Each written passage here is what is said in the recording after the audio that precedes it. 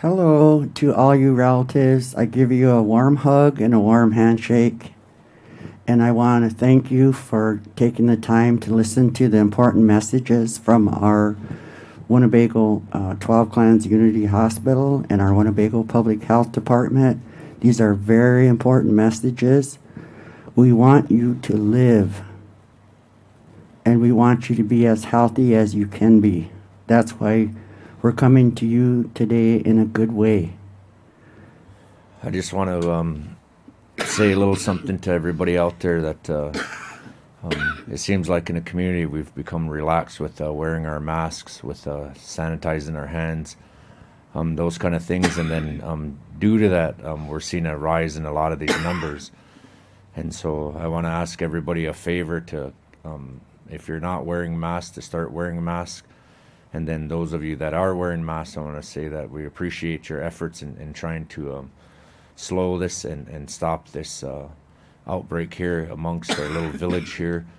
And some of the things that we got to keep in mind is that we're so used to visiting with each other, and we want to be able to kind of get back to what's called the norm of life. But the only way that we're going to be able to do that is to be able to try to continue to wear our mask and practice our social distancing. And if we're able to do that, then it makes it a little bit safer place in our village for not only the elders, but a lot of the children, the ones that aren't able to get vaccinated. There's nothing worse than feeling and seeing one of your own relatives or one of your own children be sick. It really pulls at the heartstrings when you see those little ones sick like that, and you wish sometimes that you could switch places with them.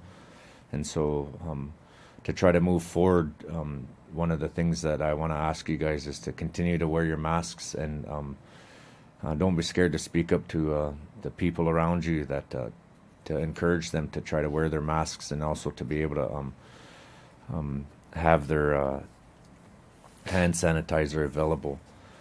Some of the things that the tribe is going forward to doing is we've looked at readjusting work schedules within the office space. Some of these office spaces and some of these departments have large employees in them, a large number of them. And so we're looking at having some of those bigger groups work from out of the office. So while we're moving forward with that, a part of that is not having that be too cumbersome, so that it makes it hard for the public to be able to engage with the different departments to achieve the things that they're trying to set out to do within the days.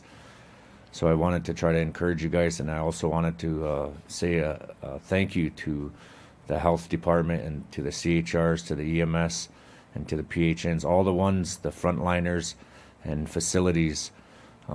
We've had a lot of people that continue and still are pushing forward to working through this pandemic. We've had people that are out there that had to cut wood. We had people that are having to open up the part of creation to put some of our relatives back into creation. Those kind of things.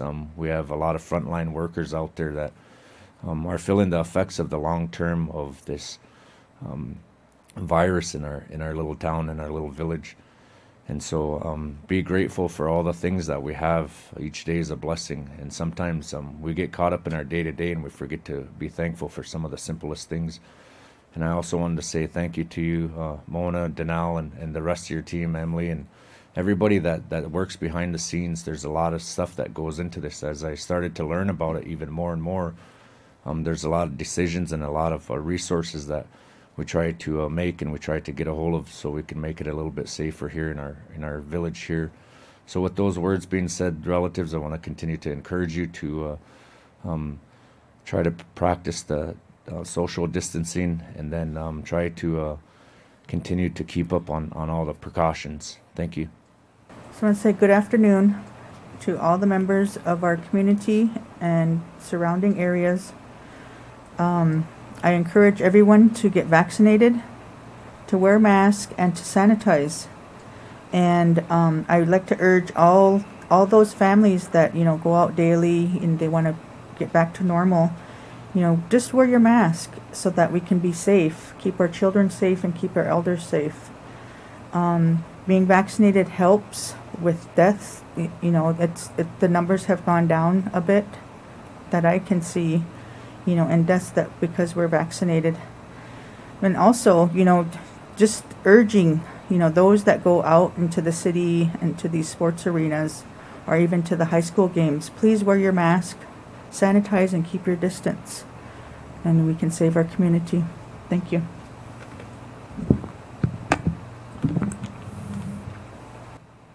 Thank you, members of the Tribal Council, for those words, and good afternoon, Winnebago.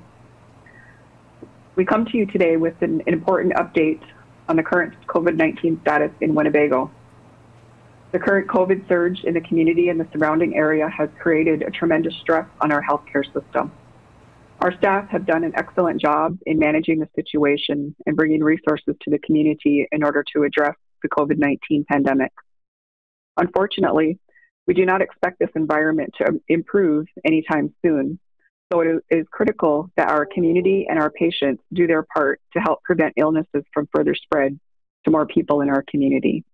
And so we come to you today to share this information and ask for your help. Area hospitals have been overwhelmed and understaffed to the point that it is beginning to affect the availability of health care. Thus, it is important that we continue to follow preventive measures to stop illnesses from spreading. Examples of some of these effects on area healthcare system and on our healthcare system include lab supply shortages that potentially could affect the availability of supplies to run our in-house COVID lab tests. This may begin to affect the turnaround time for results if we have to begin to use outside resources like state labs. It also affects the ability sometimes to transfer critical patients that need a higher level of care, such as an ICU, to other area hospitals. And this is because of the lack of bed availability at those hospitals. Because of this, there are times where we have been forced to transfer patients to other hospitals in other states, further away, or even to western Nebraska. Sometimes this results in long transports and fatigue among our EMS personnel. Sometimes wait times are longer for our patients due to the high number of patients waiting to be seen in our ER and elsewhere. So when these things arise, we will do our best to try to keep the community and patients apprised of the situation through our Facebook page and other means. So we ask for your patience during these times. We would also like to note that the ER is not a place to go just for COVID testing. The ER should be used for emergencies and severe symptoms.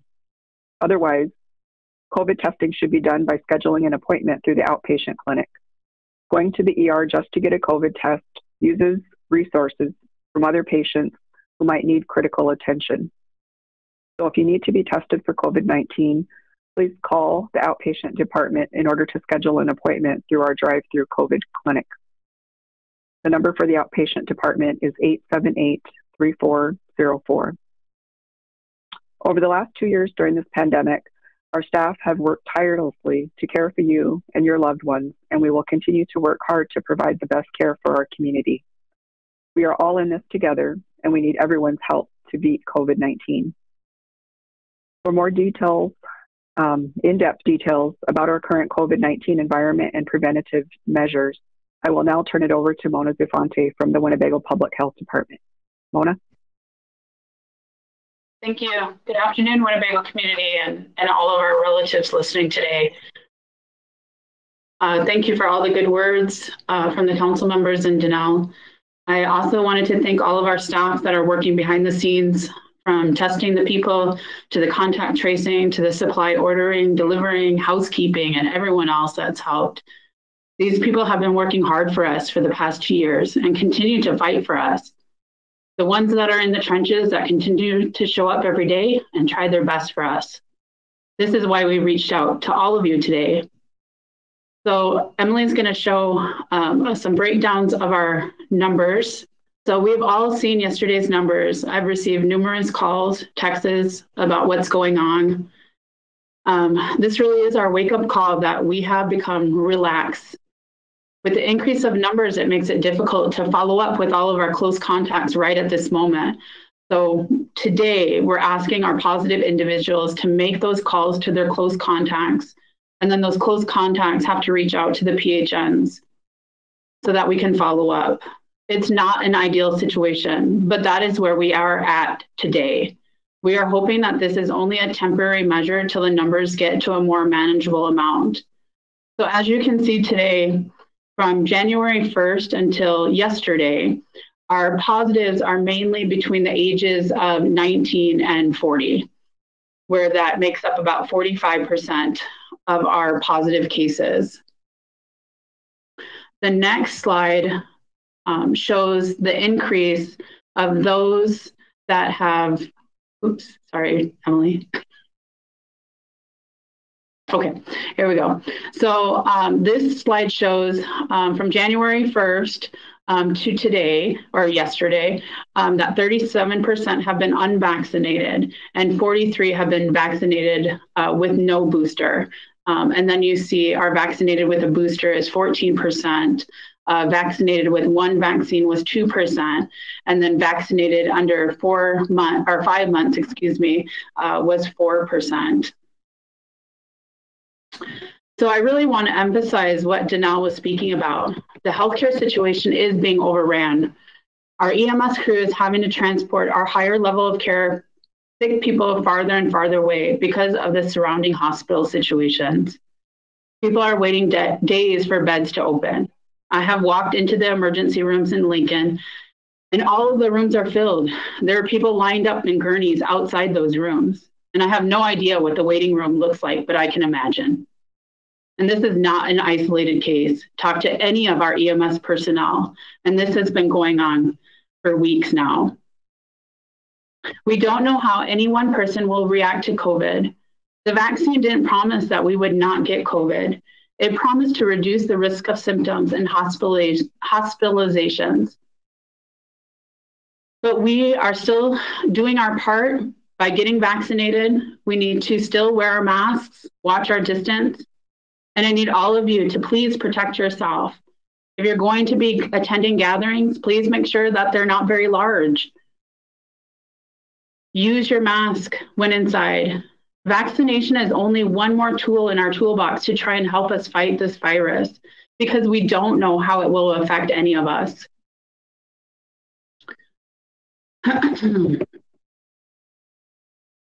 I'm asking all of you that it's not too late. It's never too late to get your first vaccination. Anyone 5 and older can make an appointment through our public health nursing at 402-878-2258. If you have not received your booster and it's been more than 5 months for Moderna or Pfizer, or more than 2 months for Johnson & Johnson, please make an appointment to get your vaccine. We all must continue to do our part. Our best protection has always been to wear our mask and be vaccinated.